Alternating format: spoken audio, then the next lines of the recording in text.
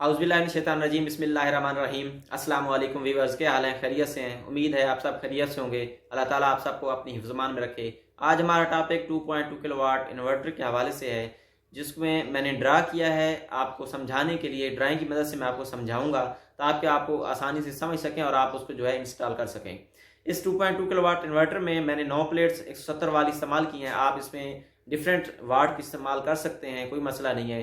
चूँकि ये 2200 किलोवाट का प्रोजेक्ट है, तो ये ख्याल रखना है कि आपने जो प्लेट इस्तेमाल करनी है उसकी वीडीसी रेंज, उसके एम्पेयर, उस लिहाज से आपने प्लेट को जो है एडजस्ट करना है। काफ़ी दोस्तों की फरमाइश थी कि जी हमें 2.2 किलोवाट समझाया जाए, तो मैंने आपके लिए इंशाल्लाह ये तैयार किया है। उम्मीद है आपको इसकी बहुत ही अच्छी तरह समझ आएगी। अगर आपको फिर भी समझ नहीं आती तो आप बिल्कुल फ्री होके आप मुझे कांटेक्ट कर सकते हैं। मेरा व्हाट्सअप नंबर आपकी स्क्रीन पे शो हो रहा होता है, आप मुझसे कांटेक्ट कर सकते हैं। कोई भी क्वेश्चन, कोई भी क्यूरी होती है वो आप मुझसे पूछ सकते हैं। हर बार की तरह मेरी आपसे रिक्वेस्ट होती है कि मेरे चैनल को ज़रूर सब्सक्राइब करें और मेरी हर आने वाली वीडियो जो है बेल पे ज़रूर क्लिक करें ताकि आपको वीडियो आसानी से मिल सके और आप उससे मुस्तफ़ीद हो सकें। तो चलिए चलते हैं अपनी वीडियो। जी नाजरीन, तो जैसा कि मैं आपको पहले बता चुका हूं कि हमारा आज का टॉपिक 2.2 किलोवाट सोलर इन्वर्टर की कंप्लीट ड्राइंग के हवाले से है। तो सबसे पहले मैं आपको जो है इन्वर्टर की स्पेसिफिकेशन बता देता हूँ। इन्वर्टर जो है हमारा इसकी कैपेसिटी कितनी है, 2200 वाट है। इसकी वोल्टेज जो हमें रिसीव होंगे वो 230 वोल्ट एसी होंगे। इसकी एफिशिएंसी मीन वो होती है कि इन्वर्टर कितनी मतलब एक्यूरेसी के साथ काम कर सकता है, उसको एफिशिएंसी कहा जाता है। वो 90 to 93% है। उसके बाद इसके नीचे आ जाता है सर्ज पावर। जो है सर्ज पावर, जो आसमानी बिजली गिरती है उसके जो वोल्टेज होते हैं वो कितने वोल्ट तक इसको जो है इन्वर्टर बर्दाश्त कर सकता है, तो वो 4400 हैं। उसके बाद इसमें बैटरी जो है वो दो इस्तेमाल करेंगे 12-12 वोल्ट की। 24 वोल्ट डीसी इसको चाहिए होते हैं। जो बैटरी के मैक्सिमम ऑपरेटिंग जो वोल्ट होंगे वो 31 वोल्ट डीसी तक काम करेगी। उसके बाद इसकी मैक्सिमम पीवी जो है वो 102 वोल्ट डीसी है। उसके बाद इसकी एमपीपीटी रेंज, जो रेंज है कि जो सोलर पैनल हमने लगाए हुए हैं उसकी जो जो उसमें हमने एडजस्ट की हैं उसको किस लिहाज से लगाया है कि हमें जो है 30 से 80 वोल्ट डीसी मिल सकें ताकि हमारा इन्वर्टर जो है काम करे और एमपीपीटी चार्ज कंट्रोलर चल सके। उसके बाद इसकी जो मैक्सिमम सोलर चार्ज कंट्रोलर जो इसमें लगा हुआ है उसकी 50 एम्पेयर की रेंज है। इसके 50 एम्पेयर के अंदर अंदर सोलर पैनल को एडजस्ट करना है हमने। उसके बाद उसकी जो मैक्सिमम चार्जिंग करंट है एसी का वो 20 एम्पेयर है। और जो रूम टेम्परेचर होना चाहिए, जो जिस पे इन्वर्टर की जो एनवायरनमेंट इफेक्ट होती है, वो टेम्परेचर मैक्सिमम और मिनिमम -10 सेंटीग्रेड से 50 सेंटीग्रेड तक होना चाहिए। इससे अबव होगा तो वो जो है एरर देना शुरू करेगा, जिससे इन्वर्टर बंद हो जाएगा, वो काम नहीं करेगा। उसके बाद अगला जो है मरला आता है प्लेट्स का। सबसे पहले प्लेट्स को हमें समझना होता है कि कितने पावर की हैं, कितने वाट दे रही हैं, कितने एम्पेयर दे रही हैं, किस तरह इनको जो है एडजस्ट करना है ताकि हमारी एमपीपीटी रेंज भी चले मुकम्मल हो और हमारा कंट्रोलर भी अच्छे से काम कर सके, इन्वर्टर अच्छे से काम करे ताकि हमें एफिशिएंसी अच्छी मिल सके। तो सबसे पहले कोई भी प्लेट जो है वो 100% एफिशिएंसी नहीं देती है, वो 100% जो करंट मुहैया नहीं करती, वो कम अज़ कम 75% देती है। तो इस प्रोजेक्ट में जो मैंने आपको डिज़ाइन करके दिखाया है, जो मेरा आइडियल है, मेरे ख्याल में है, तो मैंने 9 प्लेट्स 170 वाट वाली एक प्लेट है। एक प्लेट 170 वाट की है, 20 वोल्ट दे रही होती है मैक्सिमम और 4 एम्पेयर मैक्सिमम देती है। तो इस लिहाज से मैंने 9 प्लेट्स को लगाया है।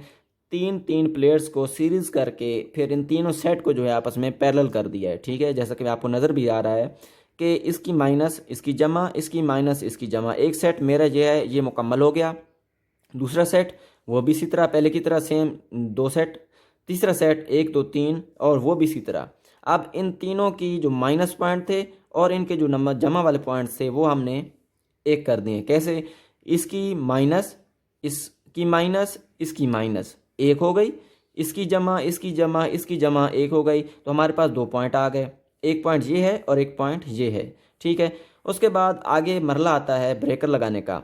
तो सबसे जो अहम टॉपिक है ब्रेकर का कि अगर आपने प्लेट्स पैनल लगाए हुए हैं तो उसके आगे ब्रेकर ज़रूर लगाएं ताकि आपका इन्वर्टर भी महफूज रह सके और आपकी प्लेट्स जो हैं वो भी महफूज रह सकें।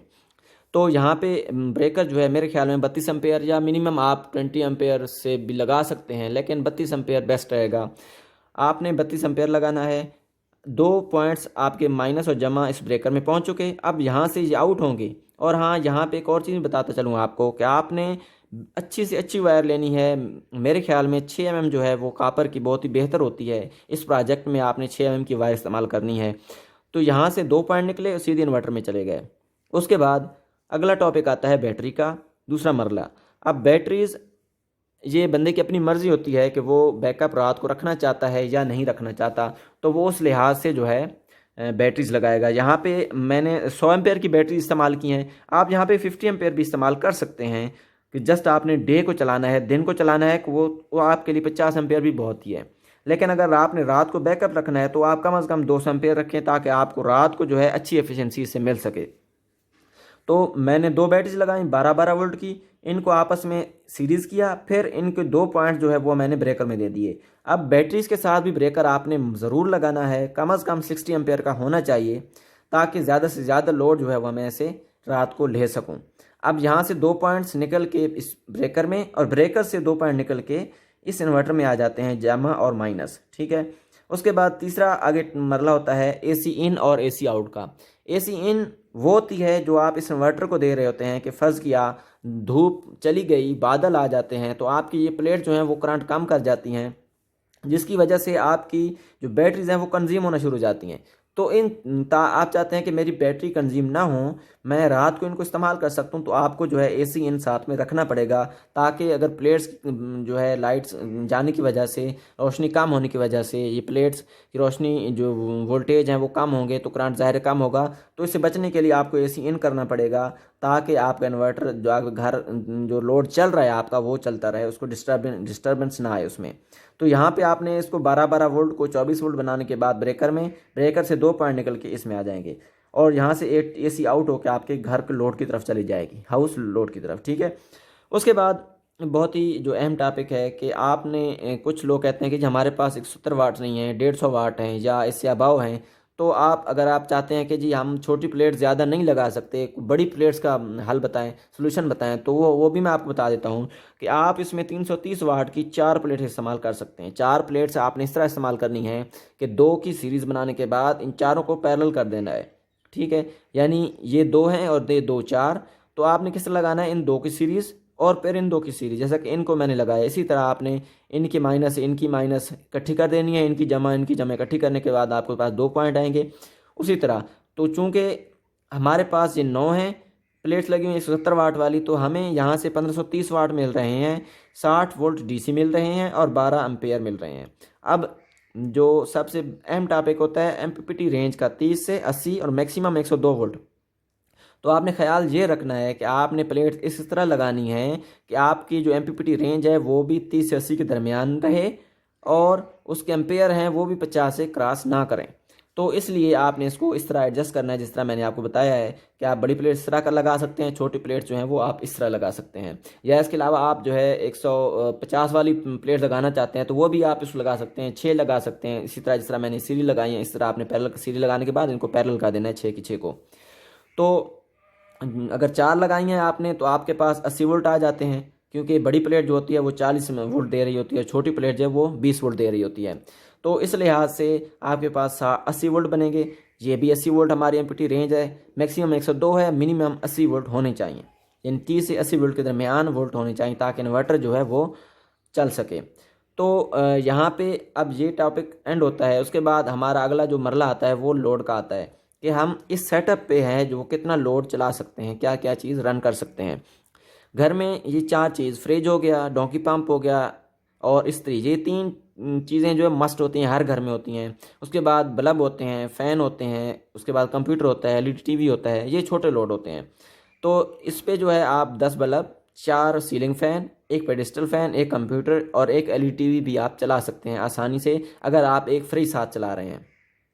अब बारी आती है 1 टन AC की। अगर आपने 2.2 किलोवाट पे 1 टन का AC चलाना है तो उसके लिए आपको एक फ्रिज और इसमें से लोड को कम करना होगा ताकि आपका जो AC है वो आसानी से चल सके। उसके बाद इस्त्री, ये भी घर की ज़रूरत है, तो आपको फ्रिज बंद करने के बाद इस लोड को कम करना होगा ताकि आपकी इस्त्री आसानी से चल सके, क्योंकि इस्त्री जो है वो 1000 वाट से मैक्सिमम 1200 वाट ले रही होती है। अब 10 बल्ब 250 वाट, क्योंकि अगर एक 25 वाट का LED बल्ब है तो वो 250 बनेंगे।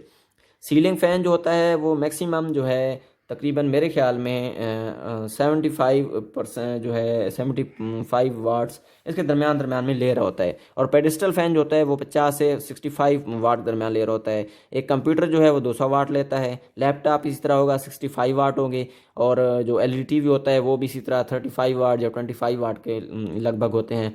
तो इस लिहाज से ये चीज़ होती हैं। एक ख्याल रखना है कि आपने इस सेटअप को लगाने से पहले अपने घर के लोड को कंज्यूम कर लेना है कि मेरे घर का लोड कितने वाट्स है। तो उस लिहाज से आपने इन्वर्टर लगाना है कि आपका घर का लोड अगर 3000 वाट बन रहा है तो आपको कम से कम जो है 3.2 किलोवाट लगाना चाहिए। अगर आपके घर का लोड जो है वो 2000 वाट है तो फिर आप 2.2 लगा सकते हैं, जैसे कम है तो फिर 1.2 लगा सकते हैं।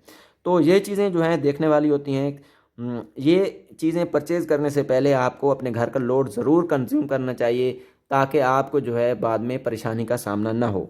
तो उम्मीद है आपको मेरी इस टॉपिक की बासानी समझ आएगी। अगर आपको कोई क्यूरी है, कोई क्वेश्चन है जिसकी आपको समझ नहीं आई मेरे ड्राइंग समझाने से भी, तो आप बिल्कुल आप फ्री हो के आप बग़ैर कुछ सोचे समझे आप मुझे कॉल कर सकते हैं, मुझे व्हाट्सअप कर सकते हैं। इंशाल्लाह मैं आपकी जो है अच्छी रहनुमाई करूँगा। अपनी दुआओं में याद रखिएगा।